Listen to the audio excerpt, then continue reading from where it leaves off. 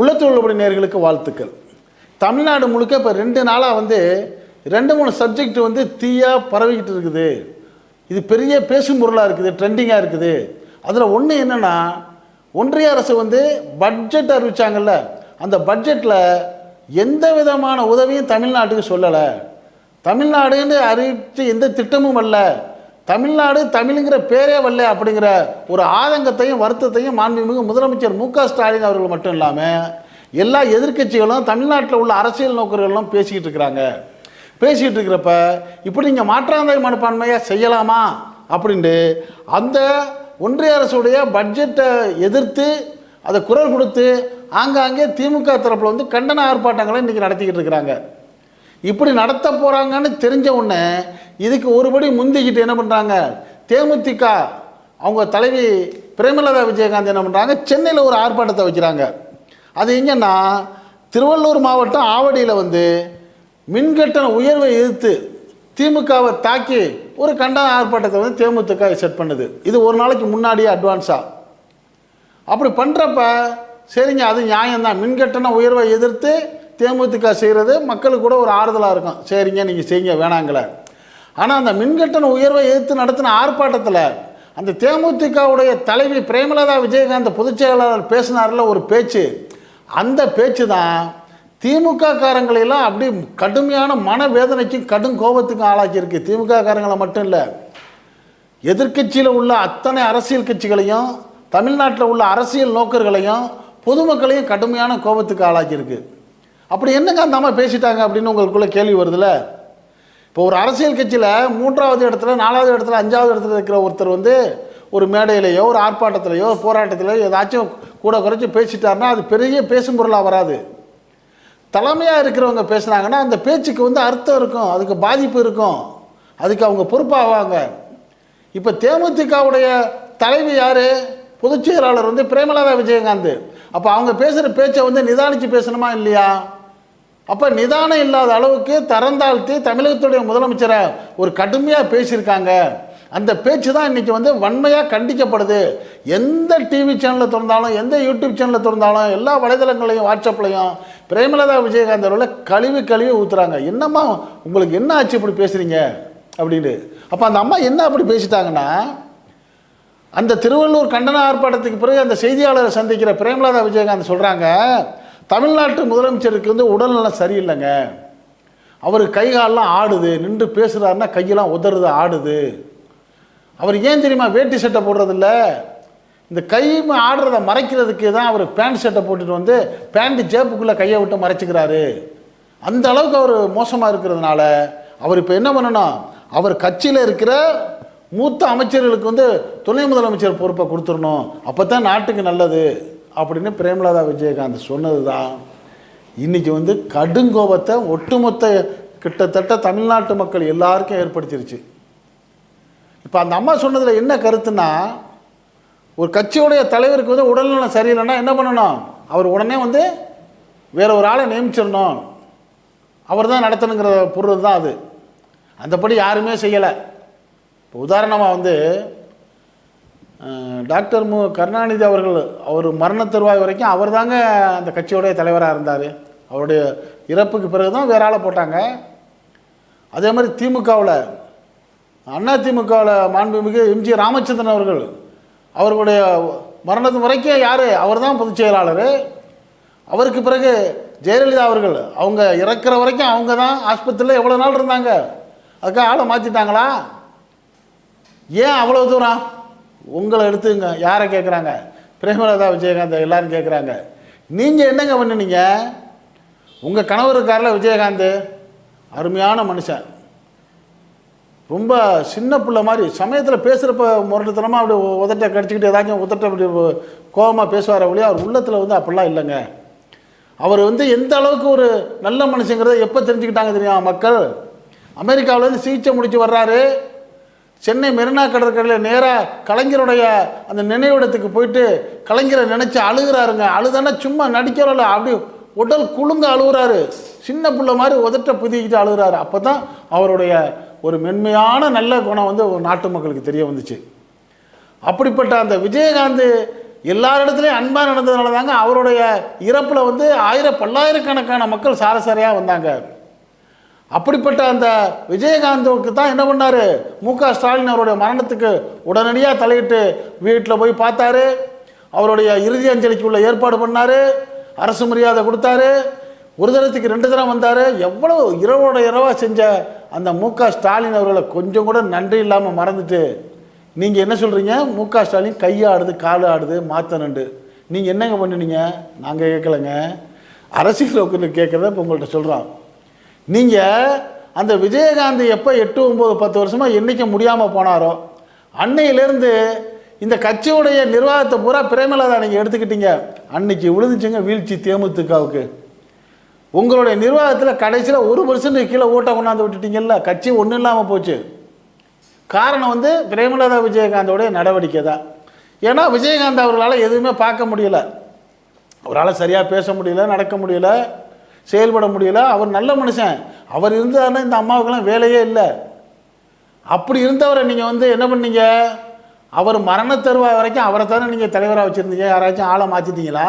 உங்கள் கட்சியில் வேறு ஆளே கிடையாதா? இப்போ நீங்கள் மட்டும் அவர் என்ன பண்ணுறீங்க, அவரை மரணத்துக்கு சில தினங்களுக்கு முன்னாடியோட அவரை குண்டாங்கிட்ட தூக்கிட்டு வந்து ஒரு மேடையில் உட்கார வச்சு ஒரு பொதுக்குழுன்னு ஒரு குழுவை கூட்டி அவருக்கு வாய் பேசவும் முடியலை, கண்டு செய்யவும் முடியல, ஆட முடியல, அசைய முடியல, கையை கீழே வைக்க முடியல, தூக்க முடியலை.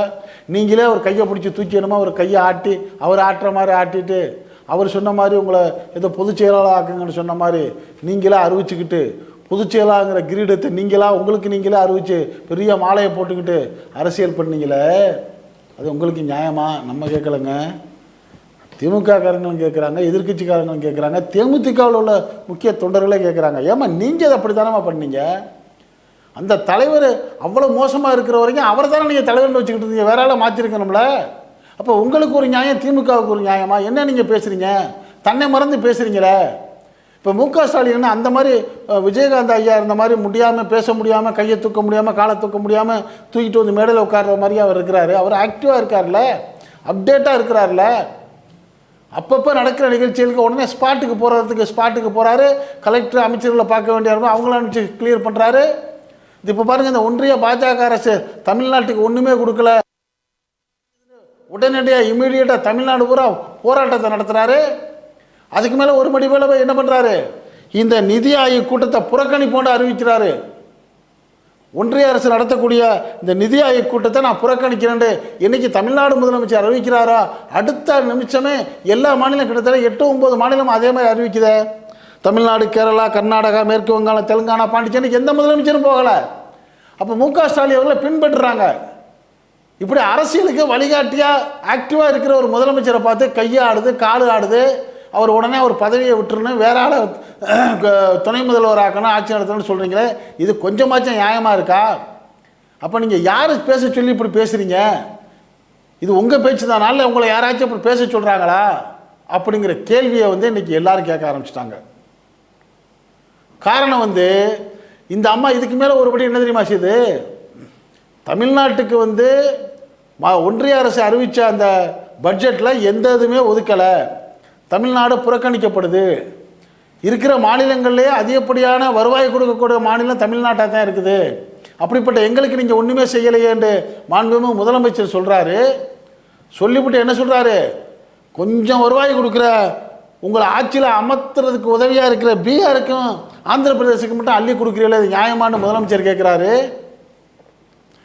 இந்த 8, 9 மாநில முதலமைச்சர்களும் அந்த ஒன்றிய அரசு நடத்தின நிதி ஆயோக் கூட்டத்துக்கு கலந்துக்க மாட்டோம், புறக்கணிக்கிறோன்னு சொல்கிறப்ப மேற்கு வங்காளத்துடைய முதலமைச்சர் மம்தா பானர்ஜி என்ன சொல்கிறாங்க, நான் ஒரு ஆள் போகிறையா, எல்லார் சார்பாக நான் போகிறேன், போய் என்ன பேசுகிறேன் பாருன்னு என்ன பண்ணுறாங்க, அந்த எதிர்க்கட்சிகளுடைய மனக்குமுறலை குறைகளை எடுத்து பேசுகிறதுக்கு அவங்க அங்கே போகிறாங்க நிதி ஆயோக் கூட்டத்துக்கு.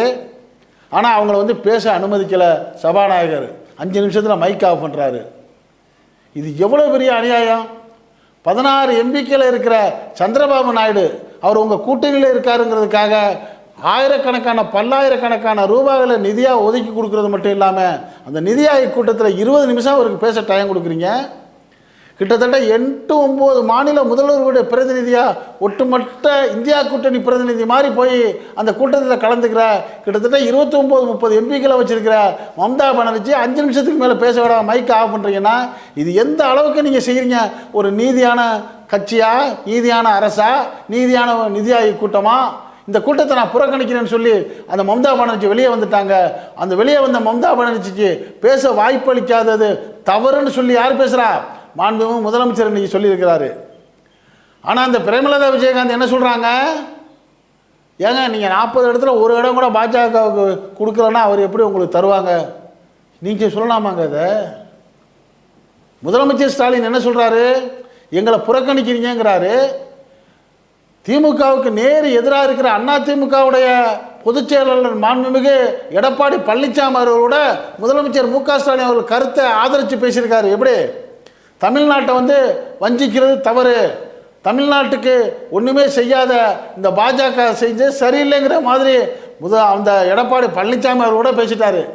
ஆனால் நீங்கள் எடப்பாடி பழனிசாமி கூட்டணியில் இருக்கிற இந்த நீங்கள் பிரேமலதா விஜயகாந்த் என்ன சொல்கிறீங்க? 40 இடத்துல ஒரு இடம் கூட பாஜக கொடுக்கலன்னா அவங்க உங்களுக்கு கொடுப்பாங்களாடா? அப்போ நீங்கள் பாஜக ஆளா தமிழ்நாட்டுக்காரங்களா? இப்போ இன்னொரு தமிழ்நாட்டுக்கார அம்மா ஒன்று இருக்குது. யார்? நிர்மலா சீதாராமன். அவங்க சொல்லுவாங்க தமிழ்நாட்டுக்காரங்கன்னு சொல்லுவாங்க. தமிழ்நாட்டுக்கு எதுவுமே செய்ய மாட்டாங்க. கோயிலுக்கு போனால் கூட அவங்க என்ன தெரியுமா பண்ணுறாங்க?